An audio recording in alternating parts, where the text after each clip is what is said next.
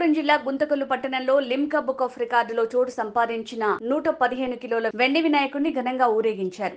దాదాపుగా 27 సంవత్సరాలుగా వస్తున్న సంప్రదాయం ప్రకారం విగ్రహదాత ఇంటిలో ప్రత్యేక పూజలు చేశారు.